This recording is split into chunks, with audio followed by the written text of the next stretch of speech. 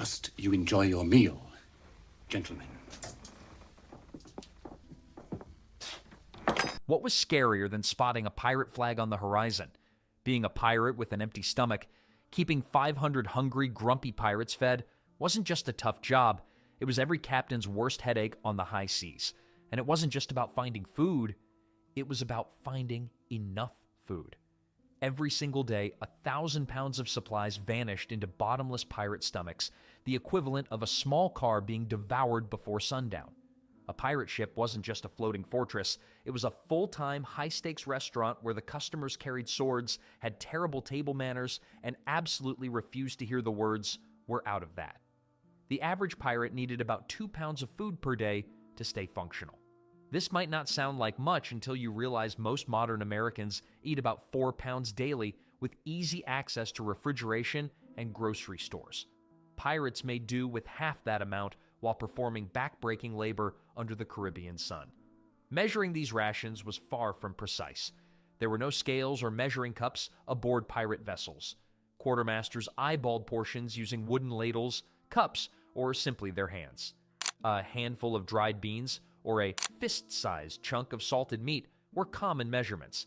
Larger quantities were estimated by barrel, with guesses based on how full each container looked. Precise nutrition counting wasn't exactly a pirate specialty. If you weren't actively starving, the meal had done its job. Storage space presented another massive challenge. A typical pirate ship might carry between 50 and 100 barrels of food at maximum capacity. Each barrel held roughly 200 pounds of dry goods or nearly 300 pounds of salted meat when packed tight. These food stores competed for precious space with weapons, ammunition, stolen loot, and the crew themselves.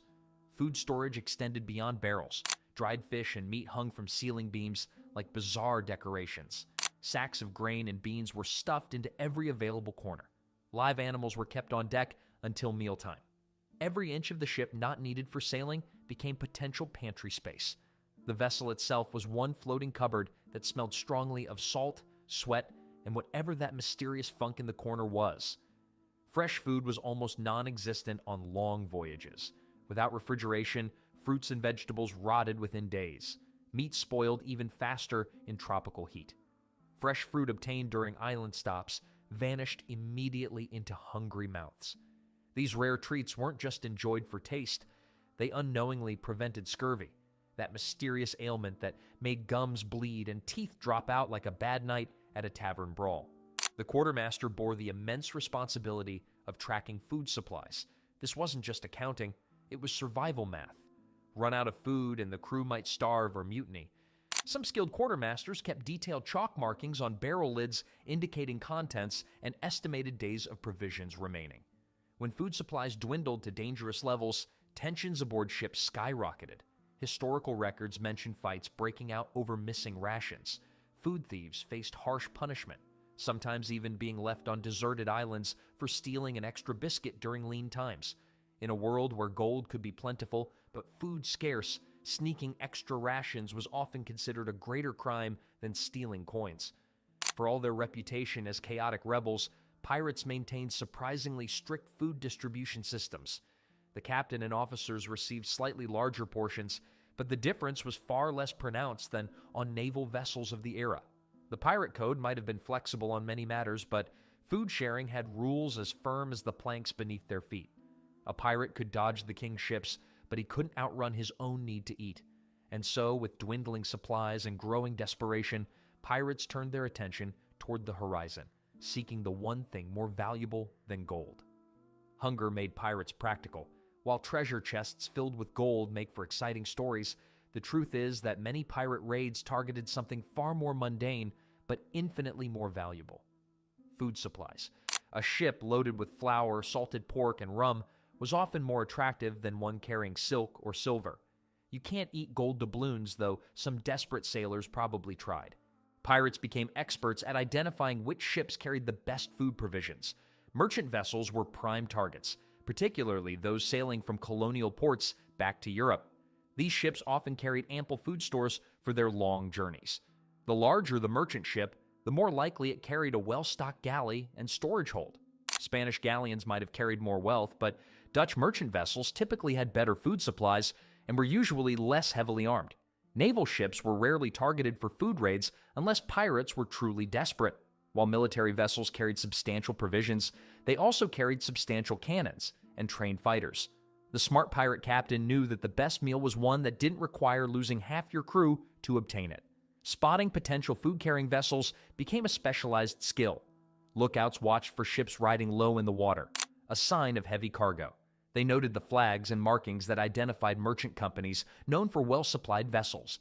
Some pirate crews even maintained crude intelligence networks in port towns, gathering information about recently departed ships and their cargo. The actual boarding process prioritized speed and intimidation over bloodshed. Pirates preferred their meat salted, not their enemies.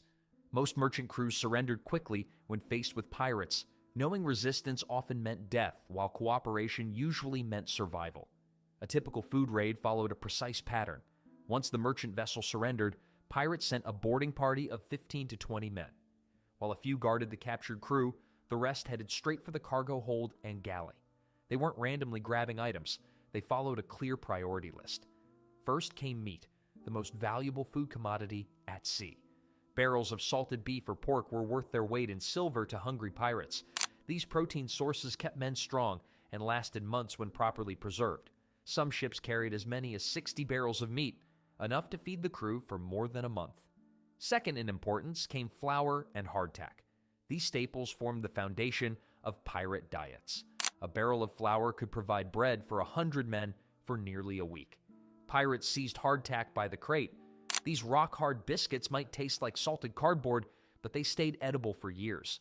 Some hardtack was so durable it could double as building material in a pinch. Alcohol ranked surprisingly high on the priority list, not just for recreation, but for practical reasons. Clean drinking water was difficult to store for long periods, while rum and wine stayed potable and boosted morale. A typical pirate might consume a half-gallon of weak grog daily, meaning a 500-person crew required massive alcohol stores. Fruit came next, especially citrus. While pirates didn't understand vitamin C, they knew that ships with access to fresh fruit had fewer cases of scurvy. Limes, lemons, and oranges disappeared into pirate sacks at remarkable speed during raids. Water barrels were the final essential target. A pirate ship required approximately 2,000 gallons of drinking water per week. Fresh water was worth fighting for, especially in tropical regions where rainfall could be unpredictable. Not every raid succeeded. Weather, naval patrols, or unexpectedly fierce resistance could send pirates fleeing empty-handed. When raids failed, the backup options were limited and grim. Some crews diverted to nearby islands, hunting whatever wildlife they could find. Others risked attacking fishing vessels or coastal villages, smaller targets but easier to overwhelm. In truly desperate situations, pirates occasionally resorted to cannibalism. Court records from captured pirates include several disturbing accounts of drawing lots to determine who would be sacrificed to feed the others. These incidents were rare, but showed the brutal reality of starvation at sea. Successful pirate captains learned to diversify their food acquisition strategies. They were history's deadliest meal planners. The truly prepared kept detailed knowledge of coastal locations where food might be obtained, secluded coves with fresh water, islands with fruit trees or wild pigs, and small settlements that could be easily raided. When the holds were full and the crew fed, pirates faced their next challenge. A few months ago, I had no idea what a health ring even was until my fiancée got me one, and I have to say, I'm shocked this isn't a widely known and used product. It tracks my stress levels, and what I found out is that some supplements made my stress score spike, while others actually helped bring it down. I adjusted a few things based on that, and honestly, I feel 10 years younger. My wife mainly uses it to track her menstrual cycles, and she is obsessed with her sleep quality score. I noticed they are currently running a limited 69% discount, but I don't know how long it will last. It's currently only $60, and it's clear. This one is the best bang for your buck, with other health rings priced around $350 with less functions. They managed to price it this low because they cut out the middleman like Amazon, Walmart, etc., who drive up the price and take a big margin, ending up with the customer paying 3 to 5 times more.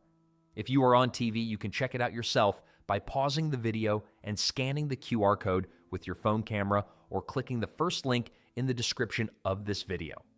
It's how to cook without burning down their wooden ship. This wasn't a trivial concern. A vessel made entirely of dried timber, soaked in flammable tar and pitch, carrying gunpowder and packed with 500 hungry men, was essentially a floating tinderbox. One overambitious cook could turn dinner into a Viking funeral. The solution came in the form of the firebox, or ship's hearth, a specially designed cooking area typically located on the main deck near the middle of the ship.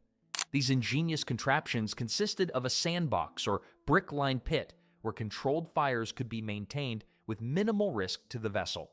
The hearth was often the most sophisticated piece of technology on a pirate ship, surrounded by metal sheets and kept under constant watch. On larger vessels, a dedicated area called the galley housed this fire pit. However, most pirate ships were repurposed merchant vessels with limited space. Many crews simply created makeshift cooking areas that could be disassembled and stored when not in use. During storms or battles, fires were immediately extinguished. Pirates might go days without hot food when the seas were rough. The tools of pirate cooking were surprisingly basic. Large copper or iron pots served as the primary cooking vessels, hanging from metal crossbars above the fire. These cauldrons typically held between 10 and 20 gallons of whatever stew, soup, or gruel was being prepared. An average pirate ship might own just 2 or 3 of these precious pots. Knives pulled double duty as both weapons and cooking implements. Wooden ladles and crude spoons helped distribute food, while barrels cut in half served as mixing bowls. Instead of plates, pirates typically ate from trenchers, flat pieces of stale bread that absorbed the juices of their meal and could be eaten afterward, leaving nothing to wash. The original edible dishware wasn't invented by modern restaurants, but by sailors who hated doing dishes. The actual cooking duties fell to a designated ship's cook or a rotating crew member with the least desirable job on board. Being assigned a cooking detail was often a punishment, as it involved waking before dawn, working in intense heat, and suffering the wrath of 500 critics if the meal disappointed. Historical accounts mention several instances of ship's cooks being beaten or thrown overboard for serving particularly bad meals. Cooking methods were limited by both equipment and ingredients. Boiling dominated pirate cuisine. It softened tough, salted meat and turned hardtack into something remotely edible. A typical pirate stew might simmer for 6 to 8 hours, with ingredients added throughout the day as they became available. The longer cooking time helped kill bacteria and parasites that thrived in poorly preserved foods. Frying was possible, but less common, requiring precious cooking oil that might be better used for lanterns. When available, frying pans added variety to the diet. Pirates occasionally used metal plates heated directly in the fire to cook flatbreads from flour and water, a welcome change from hardtack. The centerpiece of pirate cuisine was lobscouse, a stew made from salted meat, ship's biscuit, and whatever else was available. This dish appeared in countless variations depending on provisions. A good cook might add onions, dried peas, or even pickled cabbage when available. The resulting mixture wasn't pretty, but provided sustained energy for hard labor. Seasoning options were surprisingly diverse. Pirates highly valued spices, not just as trade goods, but for practical cooking purposes. Pepper, mustard seed, and vinegar helped mask the taste of meat going bad. Salt was used liberally, both for preservation and flavor. Ships raiding in the Caribbean sometimes acquired local chilies, creating unexpectedly spicy variations of traditional dishes. Time and scheduling mattered enormously in shipboard cooking. With just one fire pit and limited pots, feeding 500 men required careful planning. Meals were typically served twice daily, a morning portion and a larger evening meal. Food was distributed by watch groups rather than all at once, allowing the limited cooking equipment to serve the entire crew in shifts. The quality of pirate food varied dramatically based on recent success in acquiring supplies. After a good raid, crews might enjoy relatively fresh bread, properly cooked meat, and even preserved fruits. As weeks passed and supplies dwindled, meals gradually deteriorated into hardtack, softened in water, and tiny portions of heavily salted meat. The pirate diet followed a predictable cycle: feast, decent meals, tolerable food, barely edible substances, and finally, desperate hunger. But even with access to ingredients and cooking facilities, there were times when food simply ran out. Empty barrels signaled impending disaster on a pirate ship. When normal provisions dwindled, crews turned to increasingly desperate measures to stave off starvation. First among these emergency options was fishing, a solution that seems obvious for people who spent their lives at sea. Yet historical records reveal a surprising fact. Pirates were often terrible fishermen. Why did professional mariners struggle with catching fish? The answer lies in specialization. Most pirates were former naval sailors or merchant crew members. They knew how to sail ships, not catch dinner. Naval vessels and merchant ships typically carried dedicated fishermen or purchased food at ports. Pirates rarely prioritized fishing skills when recruiting new members. They preferred men who could swing cutlasses, not fishing rods. Nevertheless, hunger forced them to try. Fishing efforts typically involved simple hand lines dropped over the sides of stationary vessels. These crude setups consisted of rope, hooks fashioned from bent nails or wire, and whatever bait could be spared. The yield was unpredictable, sometimes providing a modest supplement to dwindling rations, other times producing nothing after days of effort. Larger game occasionally presented itself. Dolphin, shark, and even sea turtles were hunted when the opportunity arose. Sea turtles proved particularly valuable, as they could be kept alive on board until needed, providing fresh meat for days. Historical accounts mention crews capturing and storing up to 20 turtles on deck during especially lean times. When fishing failed, hunting on land became the next option. Quick coastal raids allowed pirates to hunt whatever wildlife they could find. These expeditions were necessarily brief. Extended shore visits increased the risk of capture by authorities. Hunting parties rarely ventured more than a mile inland, focusing on easily caught animals like pigs, goats, or birds. Caribbean islands offered particular advantages during food shortages. Many contained wild pigs and goats, descendants of livestock left by earlier explorers specifically to provide food for future voyages. These feral animals provided an emergency food source for hungry crews. Island stops also allowed for collecting eggs from bird nests and gathering wild fruits, nuts, or roots. When neither fishing nor hunting provided enough food, the quartermaster implemented formal rationing. This process followed strict protocols to ensure fairness and maximize survival chances. Daily portions were calculated based on remaining supplies and expected time until the next opportunity for provisioning. A typical emergency ration might include just 4 ounces of meat and 6 ounces of bread daily, roughly a quarter of normal portions. Distribution during rationing periods followed a clear hierarchy. Working crew members received priority as their physical labor kept the ship functioning. The captain and officers typically received the same reduced portions as regular crew. Unlike naval vessels where officers maintained larger rations even during shortages, wounded or sick crew members received smaller portions unless the ship's doctor intervened. Being bedridden on a hungry pirate ship meant hoping your mates liked you enough to share their meager portions. Water rationing accompanied food shortages, often with more severe restrictions. While humans can survive weeks without food, dehydration kills within days. During extreme shortages, water might be limited to just 16 ounces per person daily, barely enough to sustain life in tropical climates. Alcohol rations were typically maintained even when water was scarce, as the psychological benefits of rum helped prevent mutiny. As hunger deepened, pirates turned to increasingly unappetizing food sources. Leather from belts, shoes, and rigging components could be boiled until soft enough to chew. The resulting material provided minimal nutrition but helped fill empty stomachs. Candles made from tallow could be eaten in true emergencies, providing small amounts of fat and calories. Rats, normally considered pests, became valuable protein sources during famines. These adaptable rodents thrived aboard ships, feeding on crumbs and stored grain. Hunting rats became an organized activity during food shortages, with crew members competing to catch the most. The ship's cats, normally kept to control the rat population, sometimes disappeared during severe food shortages. In the darkest circumstances, historical documents cases of cannibalism among starving pirate crews. Court testimonies from the early 1700s describe several incidents where dying or dead crew members were consumed by their shipmates. These grim accounts typically involved drawing lots to determine who would be sacrificed to feed the others. While rare, these incidents demonstrate the extreme measures taken when all other options failed. The final emergency option, one that captains tried desperately to avoid, was desertion. When starvation seemed inevitable, crews sometimes abandoned ships, taking small boats to the nearest land or approaching vessels to surrender. This represented total failure for a pirate captain and often resulted in execution if caught by authorities. Through bitter experience, pirate captains learned that survival at sea required more than just courage and fighting skill. It demanded foresight. The most successful pirates never relied solely on raids or luck to feed their crews. They developed sophisticated strategies that went far beyond simply reacting to hunger.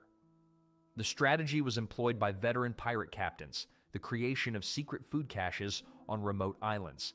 These hidden supply depots served as insurance against starvation and revealed a level of forward thinking that contradicts the popular image of pirates as impulsive raiders. Mapping these cache locations became one of a pirate captain's most closely guarded secrets. Unlike fictional buried treasure maps, food cache maps were real and incredibly valuable. Many captains memorized their cache locations rather than risk creating physical evidence. The Caribbean islands provide ideal locations for these hidden pantries. Historical facts document at least 20 known pirate food caches discovered after the golden age of piracy ended. The original preppers weren't suburban doomsday enthusiasts, but salty sea dogs with eye patches. Site selection followed strict criteria. The ideal cache location needed to be accessible by ship, but not easily found by naval patrols. Small caves, hidden coves, and dense forest groves became favorite hiding spots. Some crews even constructed crude stone structures or buried sealed barrels to protect their supplies.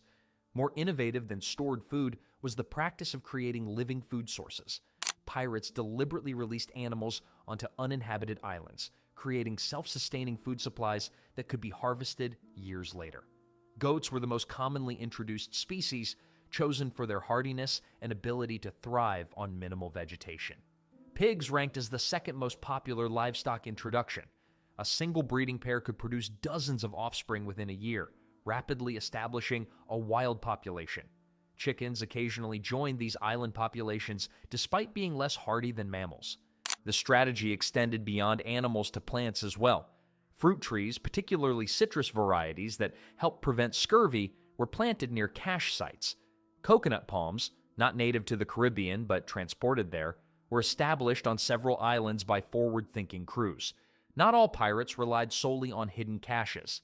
A few ambitious crews established semi-permanent bases on remote islands, maintaining rudimentary farms when not at sea.